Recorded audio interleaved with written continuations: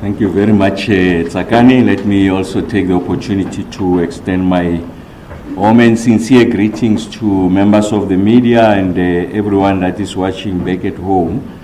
Just to express my most sincere appreciation at the continued relationship we enjoy with the media, that you are making it possible for us to be able to convey the critical message to members of the business community and also the average households, the citizens in the country, because the issue of the energy sovereignty still remains one of the most preeminent questions that is going to confront the 7th administration.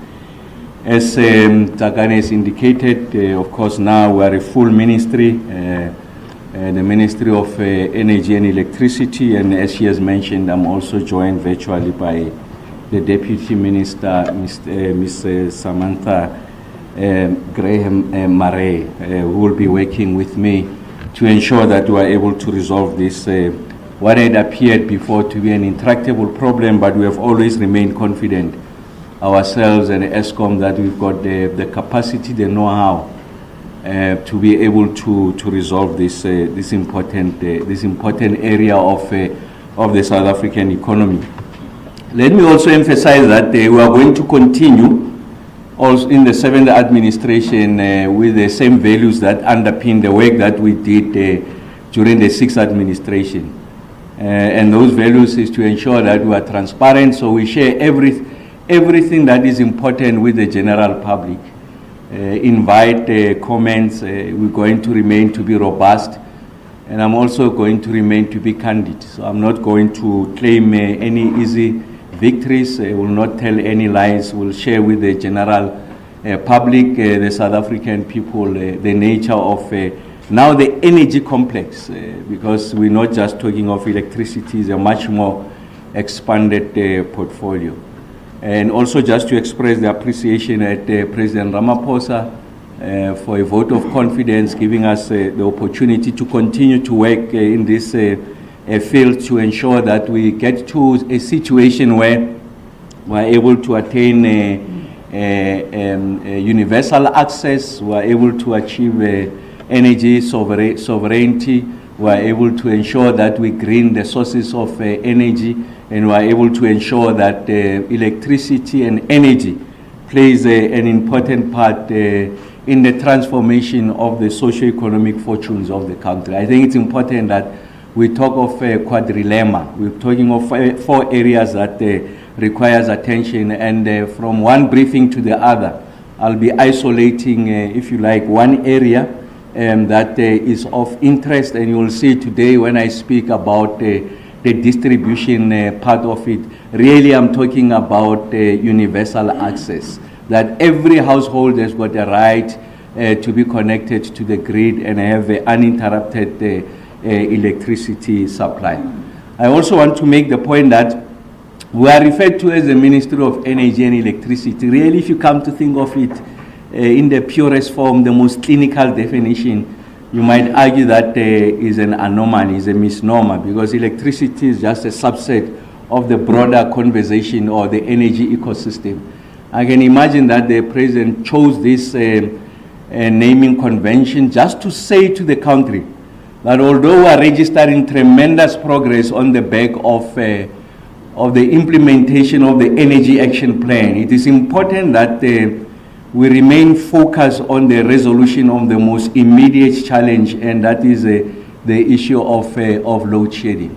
And in the consideration of the president that instead of just hiding electricity within the broader umbrella of energy, it has to be lifted so that we don't drop the ball, and we are able to continue with the speed, the scale, and the focus that has underpinned the work that we have done during the remainder of the 6th administration, the last 14 months or so of the 6th administration, when this ministry was enacted, to ensure that we remain focused on the ball. So I really thought that it's important that I foreground really what underpins energy and electricity. As you can imagine, energy is a much bigger portfolio. So today I stand before you with a new crisis that has emerged. So there's a new front that is opened. And in fact, I had cautioned about this front some time ago in my previous responsibility as the head of investment and infrastructure in the presidency. And that front essentially has manifested. So what is this new front? So we are having a situation where there are many parts of the country, there are many households that are experiencing situations from one day to the other where they don't have electricity. There are hours in the day where they don't have electricity. And the experience of the consumer is less about what you call it. So initially, we were talking about the issues around bulk, if you like, generation, essentially from Eskom side. When demand was exceeding generation, we had to use an instrument that is called load shedding. And as a result of that instrument called load shedding, it meant that we deny people their rightful access to electricity so that we are able to protect the grid, and it will be initiated for some parts of the day, depending on the magnitude of the delta, the deficit between demand and generation. If the gap is too huge, we'll go up to stage 6 of load shedding. And it means that there's extended periods, hours in the day where people don't have electricity. Now we are sitting with a different problem. And that different problem has been exposed by the fact that Eskom, the generation side, has done exceptionally well in ensuring that we are able to meet demand. So previously we could, all of us, blame load shedding, the inadequacy of the generation that resulted in households not having electricity. But now we know that this threat and the risk has materialized, has come to pass as a result of perennial underinvestment in the distribution infrastructure by municipalities. So I'm talking about your transformers and the substation. That really is the purview of municipalities. So as a result of that, and the issue of poor planning, management from one municipality to the other, the issues of poor capacity in municipality, I'm talking about technical capacity, like I said also, not ring fencing to some degree, because you will not ring fence all of the revenue coming from electricity just for purposes of maintaining this infrastructure. It must be shared with other infrastructure needs in the municipality. But we have seen that there's little to no investment that has been made in the replenishing, maintenance, the upkeep and the protection and modernization of this infrastructure. And as a result of that, municipalities are under severe strain. And as a result of this severe strain, they then initiate what they call load reduction. So essentially to say that the distribution infrastructure does not have the capacity to meet the reticulation demand. And as a result of that, households, as I speak to you, don't have electricity during parts of the day. So that has nothing to do with the performance of Eskom. It has everything to do with, if you like, downstream inaction on the part of municipalities. That's the crisis that is confronting us. So we have defined what that crisis is. I'll explain to you how we intend to resolve that problem, because we can't simply fold our arms and watch when communities are experiencing significant amount of difficulty. Of course, the complexity in that space is that you have municipalities, you have Eskom. If you were to go the constitutional approach, you'll understand that that is exclusive domain of municipalities.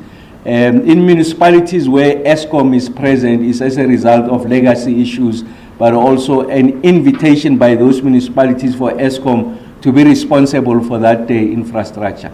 But you are seeing a number of municipalities, especially the metros.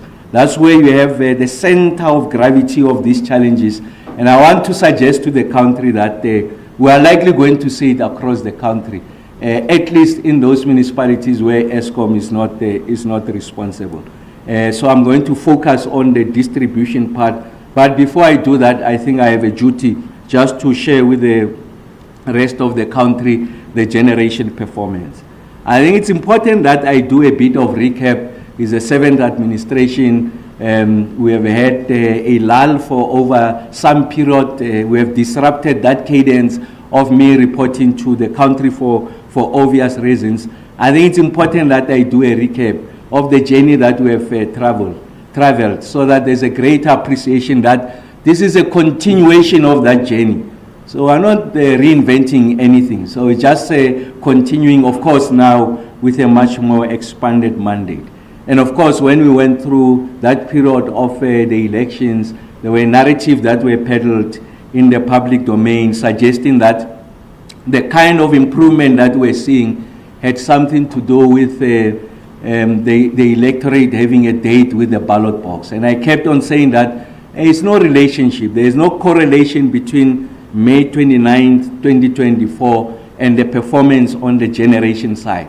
But really, this is a culmination of the efforts that we've been making, stretching back as far as October 2022, July of 2022, when the President introduced the Energy Action Plan. All that we did when the ministry was introduced was to give it a more executive focus and essentially galvanize all the players around this Energy Action Plan and ensure that we keep to the milestone. We introduce a degree of transparency. We are able to share with the general public the work that we are doing.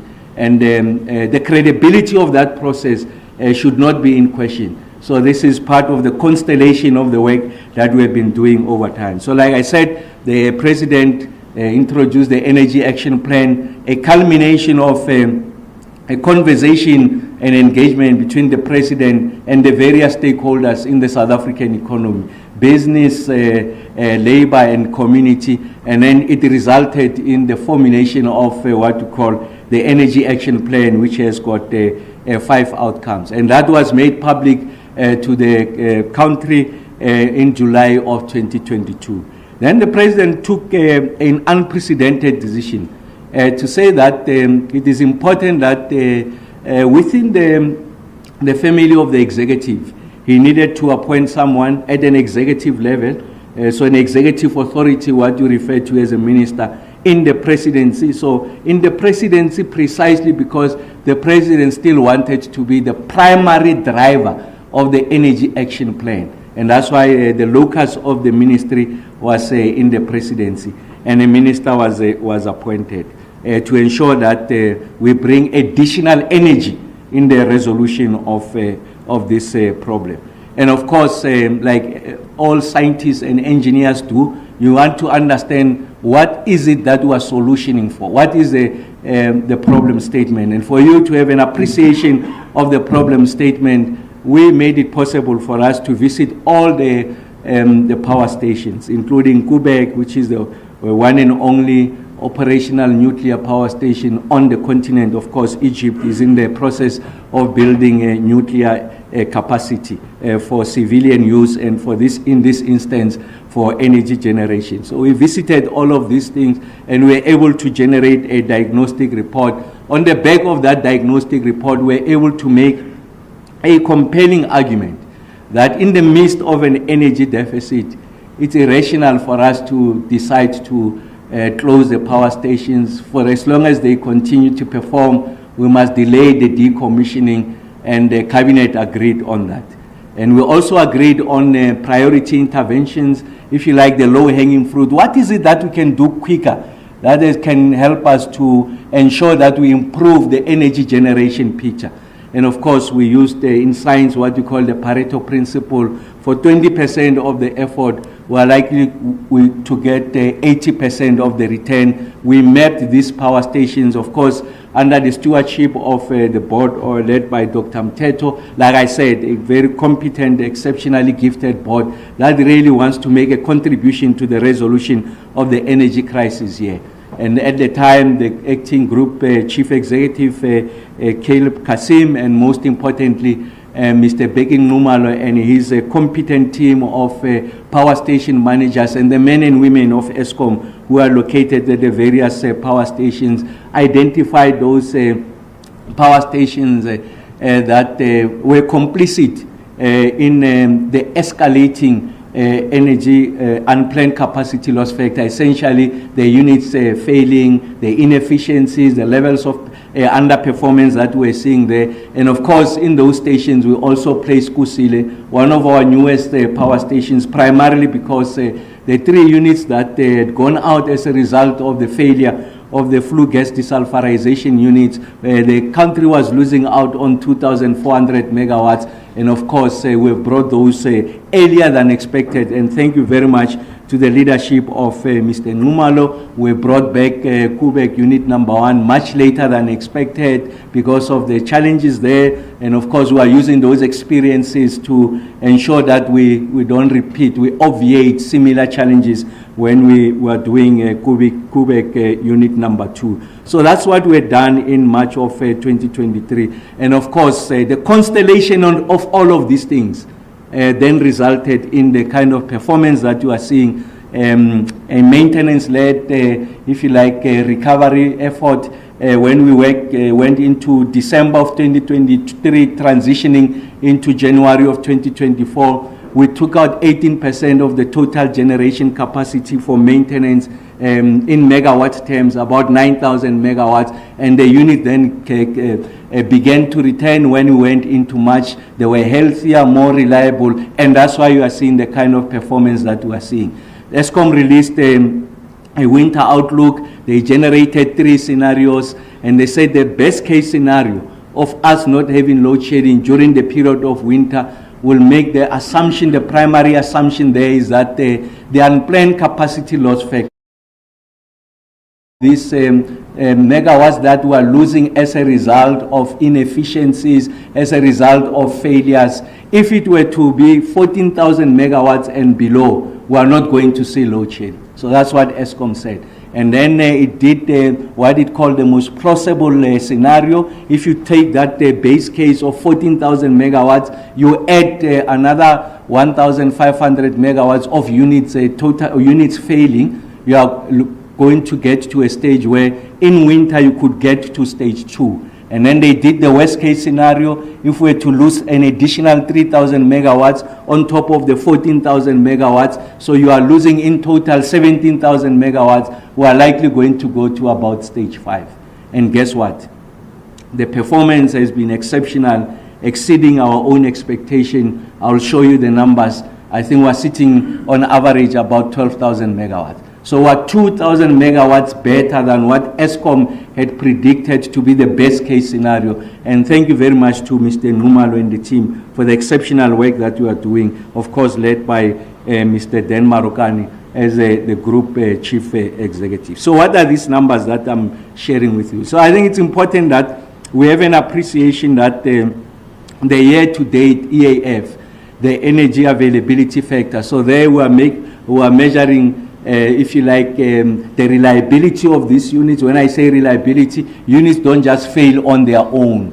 And also we're talking about the efficiency of those units, the ability of the units to approximate the design capacity. So if you say this unit must give you 600 megawatts, if it gives you 300 megawatts, it means that you are short of 300 megawatts. The delta between 600 and 300 is that 300 megawatts. So it talks about the inefficiency. So we know that now we have moved from what was an energy availability factor of 54.9%, 0.5%, and now we're at 61.5%. So this is like 7 percentage points more, better than where we were the last time we met here. So I think it's important that we have that appreciation. So you can see that the energy availability factor, when you go week by week, month by month, now we are sitting at about 67%. So if you had to compare it with the 54%, so it means that we are 13 percentage points to the good. So this is exceptional performance by Eskom. This is not an accident. It's calculated, it's orchestrated, it's a science behind it, is the most competent, brilliant engineers that are doing this work. I think we need to have that appreciation. And remember that our intention is to ensure that we keep on lifting this EAF. Of course, we want to get to an EAF that consistently breaches the 70% mark. we are getting closer to that. There was a period in a day where we reached about 70.78%, an exceptional performance last seen about 3 years ago. So this is the kind of work that the team has done. And of course, on the back of that, we're able to register that milestone on Friday of 100 consecutive days without load shedding. It's not a moment of celebration, but it's just for us to take stock of where we came from and the fact that these interventions are working and they are beginning to illustrate that indeed it can be done, and it's done internally, principally by Eskom engineers. With little assistance from outside. Yes, there's that framework of NICOM getting assistance from outside, but fundamentally is driven by Eskom employees. And I think it's important that we have that general appreciation. If you look at the unplanned capacity loss factor, if you look at June of last year, we're sitting at 17,000 megawatts. Of the megawatts that were lost as a result of the unreliability of these units. Today I'm standing before you. That unplanned capacity loss factor is sitting at 12,000 megawatts. So we're able to recoup 5,000 megawatts. And of course that doesn't tell you the story, because even if you look at the comparative period, the period this year and the similar period last year, you'll find that our planned capacity loss factor, there are a number of units that we have taken out to fix them. Again, now, as I speak to you, is still about 1,000 megawatts greater than what was the case before. So if you factor that number, we have recouped about 6,000 megawatts. And thanks to the men and women of Eskom, the least celebrated people, they are doing tremendous work. And we do acknowledge the work that we are doing. And we say to Mr. Ngumalo and the team, Mr. Marukane, the group executive, and Dr. Mteto, they must just stay at it. To ensure that we are able to address this question going forward. And then the next myth that we want to dispel is that as a result, this kind of performance we are seeing, it is as a result of the banning of the diesel. I said to you that we are going to be candid, we are going to share with you the numbers. What do the numbers tell us in rand value terms? You can see that week number 7, remember that our financial year starts in April, so week number 7 essentially is the second week of May. So if you look at those numbers, you can see that we spend 49 million rands. But if you look at what has been the trend line really, exactly, you can see that about 97 million rands, the comparable period, and then when you come to now, we are sitting at about 6 million rand. So I think it's important for you to have an appreciation that we are not banning diesels to levels that are unacceptable for us to be able to maintain this kind of performance. If you had to look at the amount of diesel that we spent the same period last year compared to now, we have saved 6.2 billion rands as a result of that. From the 1st of April 2024 to the 30th of June 2024, compared the 1st of April 2023 to the 30th of June 2023, the difference is that this year we have burned 6 billion rands less of diesel compared to the previous year. So I think it's important that we have that appreciation. Like I said, we'll continue to share with the general public. There's nothing about diesel that is anchoring the kind of performance that we are seeing now. It all has to do with the performance of this coal-fired power station and the work that the team has done to ensure that we are able to address this situation going into the future. So I think it's important that we have that appreciation. And then I'm going to focus now on the question, what I refer to as a new front. What is this thing that is confronting us now as we speak? We are dealing with the generation side. Like I said, we are not out of the woods yet. I've not made an absolute statement that we have resolved load shedding. I'll tell the country when we are at that stage. But we are confident about our journey to get into the resolution of this load shedding, and also creating sufficient buffer for the South African economy to grow, support industry, get people into jobs, and ensure that we get the kind of prosperity that we desire. There is no economy that will function without a sufficient electricity or energy supply. So it's important that we have that appreciation that energy, electricity is an albatross that undermines the ability and throttles the ability of the country to grow and achieve its developmental ambitions.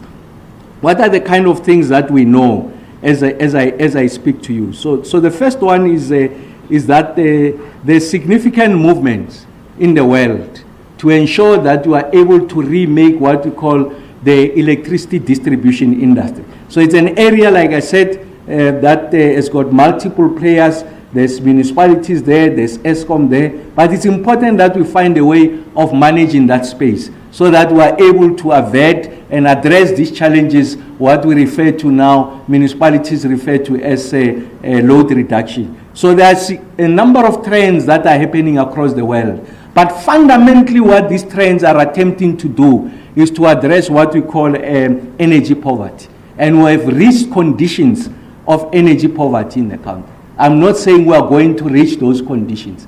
I'm saying now, as I stand before you, there's a situation of energy poverty in the country. What do I mean by energy poverty? By energy poverty, I mean the following, in very simple terms.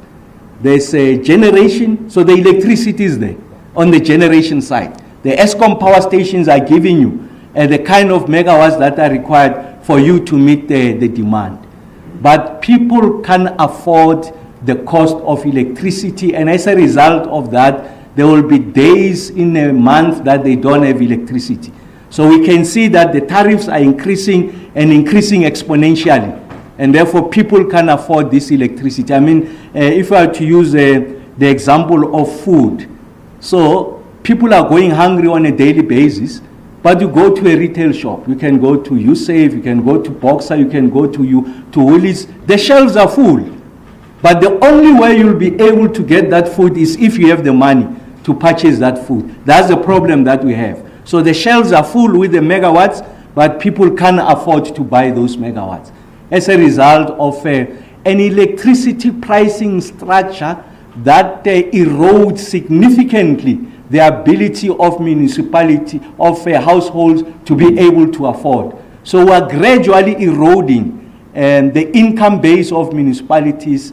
We are dampening down the disposable income of households. Households have to make choices. Do I buy bread or do I replenish the prepaid meter? And of course the choice is simple.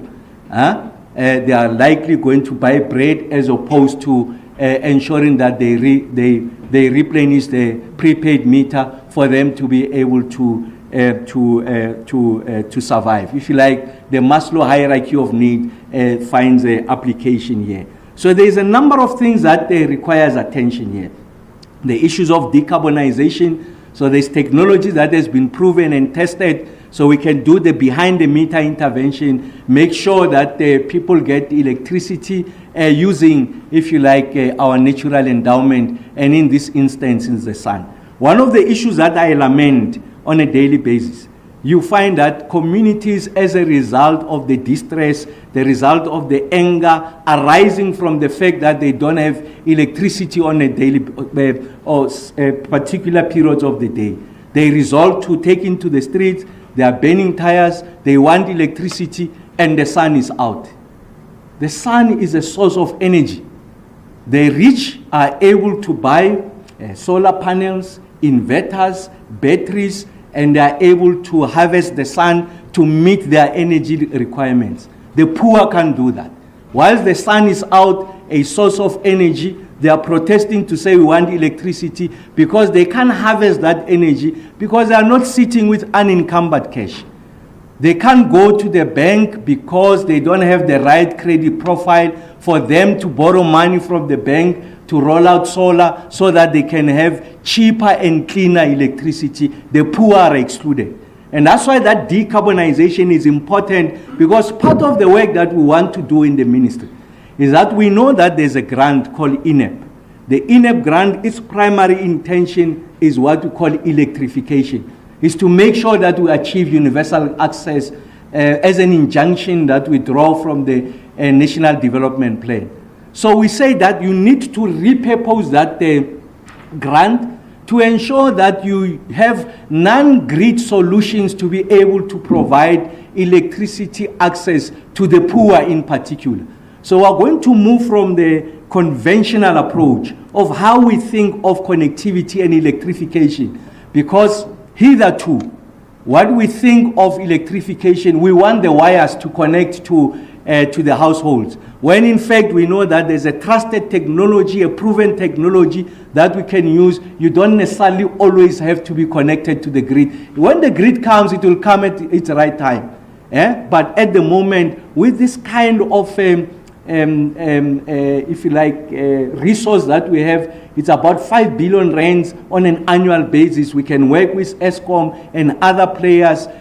We've got a seed capital of 5 billion rands. Just repurpose it to ensure that we are able to roll out. Then you will not have people protesting, burning tires when the source of energy is there present. But the only impediment is that they simply don't have the capital, the money to be able to buy this solar panels, use the technology for them to be able to address it. So what's the point I'm making? Is the repurposing of that, and we're going to move with speed. Of course, like I said, Eskom and many other players have got the know-how. We're going to work on it and ensure that we are able to resolve this. Digitization, digital transformation is important. The modernization of this infrastructure to ensure that we are able to avoid technical losses. When you have distributed generation, you travel less distances, the megawatts travel less distances, and therefore you reduce the opportunity for technical losses. We'll go that route again. Decentralization talks to exactly that, the distributed grid. So you don't have to have wires stretching for 3,000 kilometers for them to be able to reach the end consumer. You can do a distributed grid. Closer to consumption, you can have an opportunity for you to generate, because technology allows you to do that, and therefore we become more and more efficient. And then democratization, which simply means that there can be new generators of electricity. We don't have to rely on Eskom, and then there can be other off-takers. They don't have to rely on Eskom. You have democratized the space. So those are the kind of things that we're bringing into the space. I want to say there is nothing novel about what I'm suggesting. There's nothing new. We're simply saying that they are done in other parts of the world. We are going to benefit from what I refer to as the last mover advantage. We're going to be very aggressive and address the situation of energy poverty, ensure that the poor have got the same means of access to renewable sources as the rich have. We are going to close that inequality gap so that everyone can benefit from this, and we move away from a situation of as they refer to it, as a load reduction. So that's the approach that we'll be taking, and I'm saying that this is happening across the world, so we don't necessarily have to reinvent the wheel. We take the view that, if you like, your distribution infrastructure is a strategic state asset. So it's important that we have that appreciation, because it helps you to meet your developmental goals. The issues around universal access, supporting small, medium-scale businesses, they are also going to rely on, if you like, the strength of this distribution grid, a grid that is modernized, a grid that doesn't fail, a grid that is reliable. So it's important that we appreciate that. And once you get these small businesses into a place, they are getting cleaner and cheaper energy. What you are seeing is that they'll employ more and more people. Townships are going to become hives of economic activity, and therefore they are going to contribute towards economic growth and ensure that we achieve conditions of energy security. We don't just put our eggs in one basket, that is Eskom, but there's a multiplicity of players, and the Electricity Regulation Act does make that possible from a legislation point of view. So the Ministry of Energy is now going to move into that space and ensure that we broaden the flow of energy generation. We are able to move with speed. And we do accept the fact that The power system is undergoing radical transformation, and distribution networks therefore require a significant investment. I've made the point that a lot of municipalities, the revenue base has eroded as a result of objective factors. What are some of those objective factors?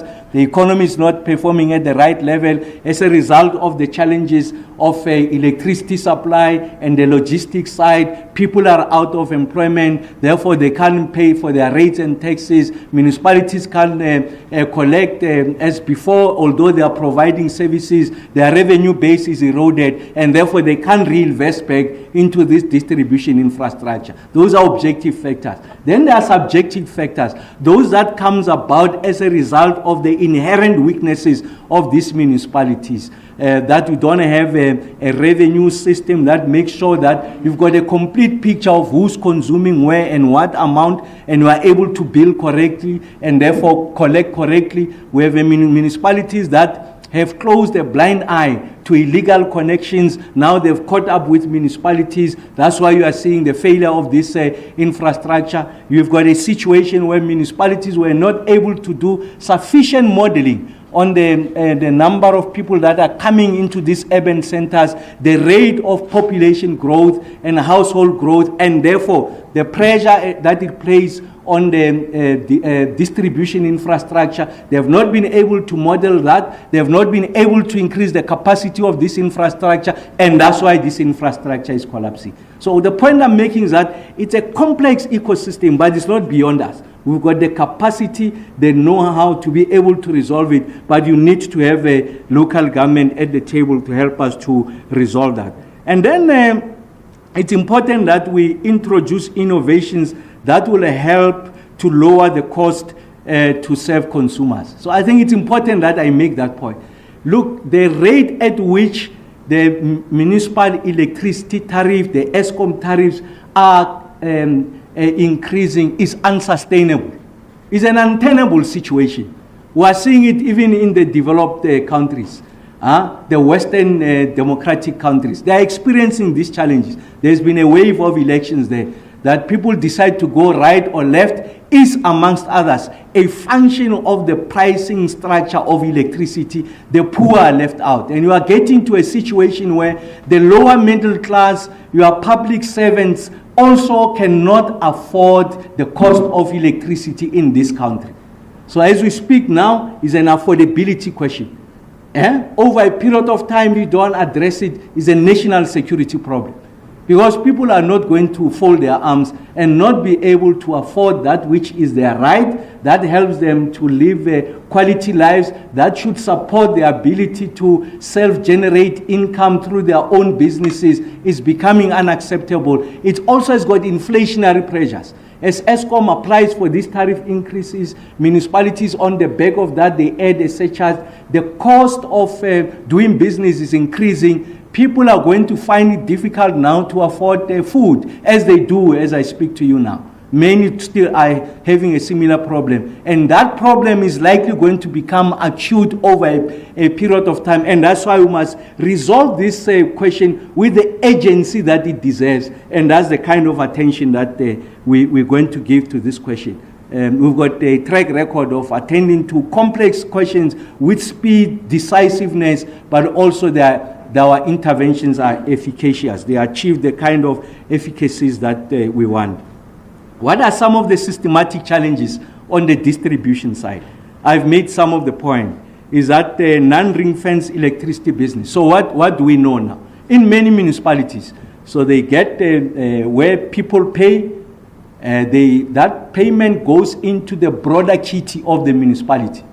And then come the budgeting cycle, the electricity department, they must go and bid and compete against the waste department, against road, against water, against social programs. So they are likely going to be low on the queue. So allocations, capital allocations are going to be given to those other needs, to the neglect of the electricity infrastructure. And as a result of that, municipalities, electricity department can't replenish these assets. And I'm not making a case for a complete ring fence, because the nature of how municipalities works, for those who might not be familiar with this, is that they subsidize other social infrastructure. So it's not a complete ring fencing, but there has to be a principle that says X percentage of this maintenance budget will be directed towards the maintenance of electricity infrastructure.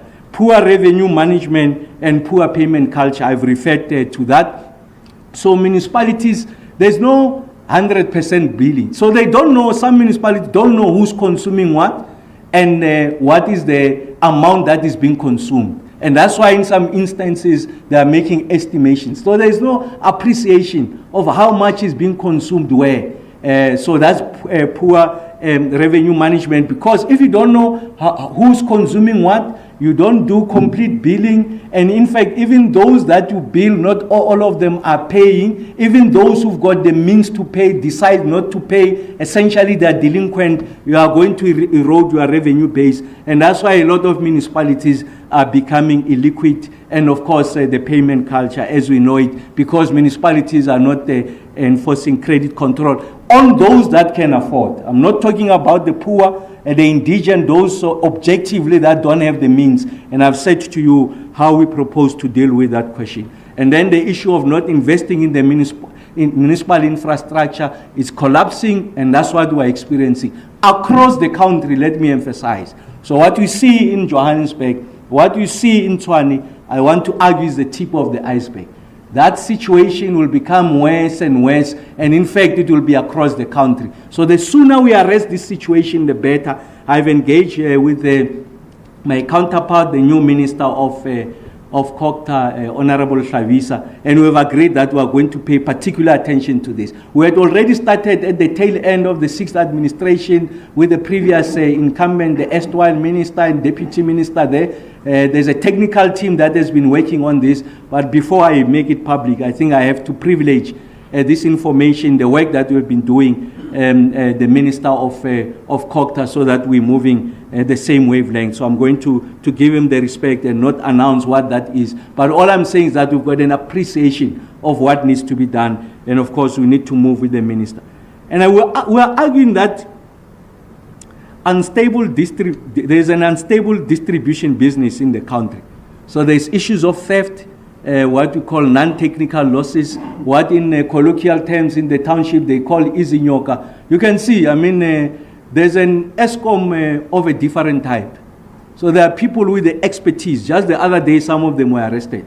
They belong to municipalities, some of them belong to ESCOM, delinquent people that are corrupt, that are undermining the system outside the good work that municipalities are doing and ESCOM is doing. They want to earn themselves an income. They are using their expertise to ensure that they connect people illegally. So it's important that municipalities must be rampant in addressing that situation whilst we protect the poor. I think it's important. And those that can afford to pay have to pay. And of course, simultaneously we'll address the exponential rise in the tariffs structure so that there's a proper electricity pricing plan. Of course, NERSA will do its own consideration. But I'm saying that objectively, as the multiplicity of players in this space, we need to find a more enduring and sustainable solutions. And the revenues are declining, like I said. There's a need for us to reskill as we modernize this infrastructure to ensure that we produce a significant pipeline of skills that is able to address the most contemporaneous of these questions as far as electricity is concerned. That's what we'll do. And then in the course of doing that, we'll address the issues of energy security. So I'm talking about universal access. Everyone, without exception, must have access to this electricity. And like I said, we are going to deviate from the conventional way of how we understand electrification. You don't always need the wires. You can use the existing technology to ensure that people have got that electricity is more sustainable, is greener as we do those behind the meter intervention, and most importantly is affordable. Affordability is our Achilles heel. Like I said, this is what I refer to as energy poverty. More and more households will not have access to electricity not because we are not generating. The electricity will be available in the network. They will not be able to tap into that electricity and meet their household demand as a result of prohibitive pricing. And it's important that we are able to address this and resolve the issues of energy poverty. In numbers terms, what does this mean? You can see now, year-to-date, financial year-to-date, collectively, municipalities are owing Eskom 78 billion rand. And I can tell you a lot of this is irrecoverable. There's no possibility under the sun that we are going to collect that 78 billion rand. A lot of it is over 3 months, 6 months being owed. People are not sitting on this money. So it's important that we resolve this picture. But this picture presents problems for Eskom. Eskom needs this money for it to be able to reinvest back into its own infrastructure. Municipalities have to pay that money, but I did tell you that municipalities on objective grounds, they simply don't have the means to be able to pay for that money. So in that solution, you must protect the interests of Eskom as a going concern, ensure that municipalities are able to collect, but also protect the interest of the user. Because when that distribution infrastructure fails, that is providing electricity to 50 houses, there will be 10 to 15, 20 houses that have been paying diligently, but they are collateral damage. They are, as a result of that infrastructure failing, although they've been paying consistently, they also are subjected to load reduction. That's the problem we have. Just to give you the magnitude of the problem, is that if we don't resolve this problem, our projection is that at the current rate, by 2050, Eskom will be owed 3.1 trillion rands. Let me repeat it. Eskom will be owed 3.1 trillion rands. Eskom will collapse. Generation capacity is going to be compromised. So it's important that we resolve this question. And that's why I'm saying this is the most urgent task that is confronting us. We are confident about the work that Mr. Nxumalo, of course the board, Mr. Maroka and Mr. Nxumalo in particular, and the team are doing a generation. I did say we are not out of the woods yet. Now we are working with Mr. Bala on the distribution side. Like I said, it's non-Eskom related. The majority of it is municipality related. But we can't fold our arms. We need to help them from a technical point of view, because there's been hemorrhaging of skills at municipalities. There's been a misalignment of skills at municipalities. It's not unheard of for someone with a background of social sciences to be a head of technical services in municipalities. And this has nothing to do with the skills of the person. It has everything to do with the alignment of skills and responsibilities. These are the subjective questions that municipalities have to address, because collateral damage, the biggest victims of all of that is the end consumer, and by definition is the South African economy. So the industry is in a mode of self-destruction. It's imploding. We are seeing it in Joburg, we are seeing it in parts of Tshwane. I am telling you, it's across the country. These ones are more elevated because they are metro spaces, the people are more vocal, the media has got significant attention. You can go to any part of the country, they are confronted with this question. The industry is in a mode of self-destruction. We must rescue it from itself. And that's why we need to make this intervention to address these questions and ensure that this is something that requires our attention. Like I said, as I conclude, part of the restructuring on the electricity distribution industry is to ensure that the social compacting. We need to engage, if you like, civic leaders, leaders of communities, so that we are able to separate those who can afford from those who can afford. And those who can afford must pay. Those who can afford, the state must look after them and address this question of what in the townships we call izinyok. So it's important that we are able to have a restructuring roadmap. We are working on it. Like I said, at the tail end of the 6th administration, we have been working on it. We are confident about the journey that we are taking. It's just that in this instance, you need the buy-in of municipalities, because we can't impose ourselves in that space, because it's an exclusive constitutional function. So I can't pick up a call as a Minister of Energy and Electricity and say to the Mayor of Joburg or to City Power, you shall do the following. No, you can't do it. The law doesn't allow. Even if the law allowed us to do it, we will not be that arrogant. We'll sit around the table and see how best to address this. And then I think it's important that we must review electricity tariff policy model to enhance affordability and expand access. So we are addressing two things. So expand access so that the injunctions of the NDP are met. Everyone must have access to electricity. And once they have that access to electricity, make sure that they can afford it. So addressing, if you like, the twin challenges of distribution. It's access and affordability. And that's something that is going to receive our attention. And of course, we are going to draw on some of the international experiences and the innovations that are available in the space and address this question. So what's the long and short of what I've been saying is that distribution is our albatross. Distribution is on a mode of self-destruction. And the casualties is the poor. They are the ones who are subjected to conditions of load reduction in the main. And even those who are diligent payers are subjected to load reduction. This can't continue any further. It's important that we arrest it so that we are able to ensure that the country is able to achieve its developmental objective. Thank you very much.